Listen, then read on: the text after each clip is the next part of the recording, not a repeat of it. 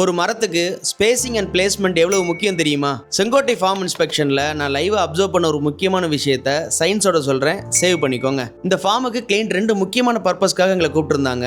Number 1, எலுமிச்சை கண்ணுங்க வச்சது சரியாவே வளரவே இல்லை, அதை இம்ப்ரூவ் பண்ணி கொடுக்கணும். நம்பர் 2, மரங்கள் நல்லா பச்சையா வளருது ஆனா பூக்க காய்க்க மாட்டேங்குது, என்ன ரீசன் கேட்டிருந்தாங்க. ஃபீல்டு முழுக்க வாக் த்ரூ பண்ணி அப்சர்வ் பண்ணப்போதான் உண்மையான ரீசன் என்னன்னு புரிஞ்சுது. ப்ராப்ளம் வேற எதுலையும் இல்ல, ஸ்பேசிங் அண்ட் சன்லைட் தான். ஒரு மரம் ஃப்ளவரிங் அண்ட் ஃப்ரூட்டிங் ஸ்டேஜுக்குள்ள போகணும்னா அதுக்கு ஸ்டோர்டு ஃபுட் எனர்ஜி ரொம்ப முக்கியம். இந்த ஸ்டோர்டு ஃபுட் எனர்ஜி ஒளி சேர்க்கை மூலமா மட்டும் தான் கிடைக்கும். ஆனா அந்த ஃபார்ம்ல அந்த மரங்கள் எல்லாம் ஷேட்ல இருந்துச்சு. ஷேட்ல இருக்கும்போது மரங்கள் தன்னை காப்பாத்திக்க நிறைய லைட்டை ஹார்வெஸ்ட் பண்றதுக்காக நிறைய லீவ்ஸ் ப்ரொடியூஸ் பண்ணும். அதனால வெளியிருந்து பார்க்கும்போது மரம் பச்சை பசேன்னு இருக்கும். ஆனா உள்ளுக்குள்ள போட்டோசிந்தட்டிக் எஃபிஷியன்சி ரொம்ப கம்மியா இருக்கும். தன்னை காப்பாத்திக்க அப்படி நிறைய இலைகளை உற்பத்தி பண்றதுனால வென்டிலேஷனும் குறைஞ்சு ஹியூமிடிட்டியும் அதிகமாயிரும். இதனால மரம் ஃப்ளவரிங் அண்ட் ஃப்ரூட்டிங் ஸ்டேஜுக்குள்ள ஷிஃப்ட் ஆகாமையே போயிடும். ஃபார்ம் பிளானிங்ல spacing, sunlight direction, ventilation and pruning இந்த 4 மிஸ் பண்ணக்கூடாத பாராமீட்டர்ஸ். மரங்க சரியா பூக்களை காய்க்கலன்னு ஃபீல் பண்ற உங்க ஃப்ரெண்ட்ஸுக்கு இந்த ரீலை ஷேர் பண்ணுங்க.